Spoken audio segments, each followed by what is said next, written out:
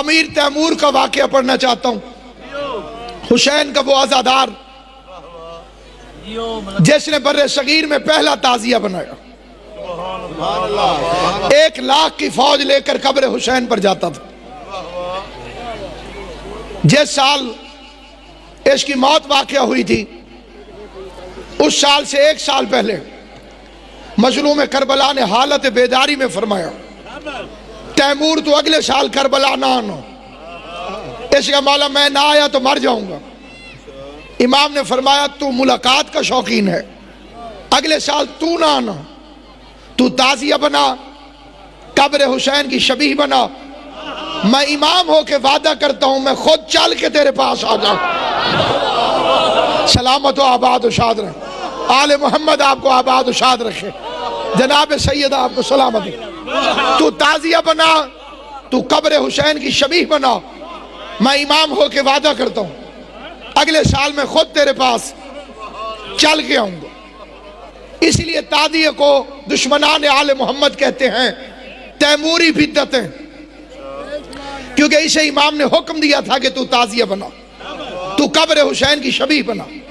سامعین گرامی قدر، اس کو امام حسین سے محبت کیسے ہوئی؟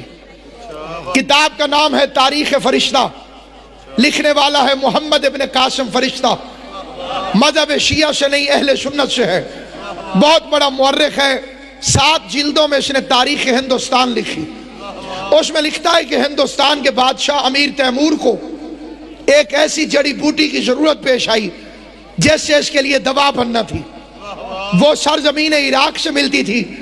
اس نے اسے لینے کے لیے اپنے خاص وزیر کو روانہ کیا.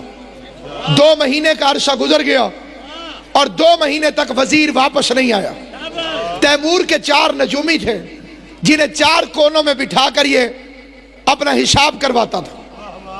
انہی کے فیصلے پہ لشکر بھیجتا تھا، انہی کے فیصلے پہ جنگ کرتا تھا، انہی کے فیصلے پہ صلح کرتا تھا. چاروں کونوں میں بٹھا کر بڑے لمبے مضمون کو اس عظیم ترین اجتماع اور امام حسین کے ذکر میں مختصر کر کے ایک پیغام کی صورت میں آپ کی خدمت میں پیش کرنا چاہتا ہوں. 4 نجومی 4 کونوں میں بیٹھے اسے سوال کیا کہ بتاؤ نجومی کہاں ہے، وہ وزیر کہاں ہے؟ 4 نجومیوں نے متفقہ جواب دیا انا للہ و انا الیہ راجعون. وزیر مر گیا. اس نے نجومیوں کی بات پہ یقین کیا. 1 مہینے کے بعد وہ وزیر صحیح سلامت واپس آ گیا جس کے لیے 4 نجومیوں نے کہا تھا کہ مر گیا. بادشاہ نے پہلا حکم دیا ان کی گردنیں اڑاؤ، انہیں زندہ رہنے کا حق نہیں. کیوں؟ اس لیے کہ ان کے کہنے پہ میں ہر کام کرتا ہوں. انہوں نے تو مجھے غلط اطلاع دی، آئندہ بھی مجھے مروا دیں گے.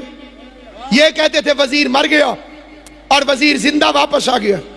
سامعین گرامی، نہایت مختصر کر کے یہ فکر عرض کرتا ہوں. 4 نجومیوں کی گردنیں جھکی ہوئی تھیں. جلاد تلوار تول کے کھڑا تھا. جب ایک نجومی کی آواز آئی بادشاہ تو نے مارنا ہے، ہم نے مرنا ہے، بے شک قتل کر، زندگی کی بھیک نہیں مانگتا ہوں، لیکن آخری حسرت پوری کرواؤ. مارنے سے پہلے وزیر ملواؤ. ہم وزیر سے ملنا چاہتے ہیں. جس کے دل میں زیارت قبر حسین کا شوق جوان ہے، میں اس کی خدمت میں فکرہ پڑھنا چاہتا ہوں. ہمیں ایک مرتبہ وزیر سے ملوا. ہم آخری حسرت لے کے جانا نہیں چاہتے. ایک بندہ کہتا مر گیا ہے، بات ٹھیک تھی کہ اس نے غلطی کی ہے.